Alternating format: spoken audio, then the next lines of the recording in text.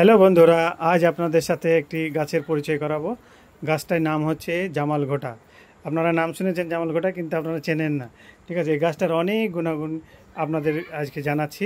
এই গাছটার মেন ওষুধ হিসাবে ইউজ হয় যাদের মাথায় চাক চাক হয়ে চুল ঝরে যায়, মাথার চুল টাক হয়ে যায়, তাদেরকে এই ফলটা নিয়ে একটু ফলটা চিপে ওই মাথায় ঘষবেন। যে জায়গাটা চুল নেই ওই জায়গাটা ঘষবেন। ওই জায়গাটা ঘষার পর আপনারা দেখবেন 2 থেকে 3 দিন সারা শরীরে ব্যথা থাকবে এবং জ্বরও আসতে পারে। তবে ভয় করবেন না, ভয়ের কোনো কারণ নেই, এতে কোনো ক্ষতি নেই। এটা করবেন, দেখবেন 2 থেকে 3 বার লাগাবেন 3 দিন পর পর। তারপর দেখবেন আপনাদের ধীরে ধীরে ওই জায়গাটা নতুন স্কিন আসবে, নতুন চামড়া আসবে, তার সাথে চুল, ছোট ছোট চুল আসতে শুরু হবে। হ্যাঁ, তো দেখবেন এর খুব ভালো রেজাল্ট।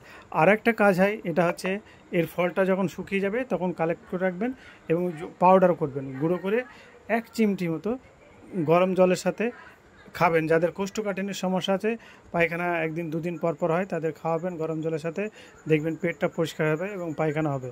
যাদের 1 সপ্তাহ 10 দিন পায়খানা হয় তাদেরও খাওয়াবেন। খুব বেশি কিন্তু খাওয়াবেন না, সাইড এফেক্ট হতে পারে বেশি খাওয়ালে।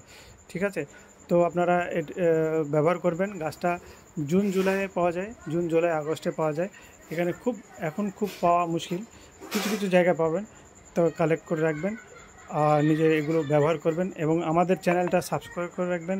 আপনাদের অনুরোধ করছি, ভিডিও ভালো লাগলে লাইক করবেন, আমাদের সাথে থাকবেন। আমাদের অনেক কিছু আপনাদের শেখাবো, যা লাখ লাখ টাকা খরচ করেও ডাক্তাররা যে রোগ ঠিক করতে না পারে, আমরা সেই রোগ থেকে আপনাদের মুক্তি করাবো।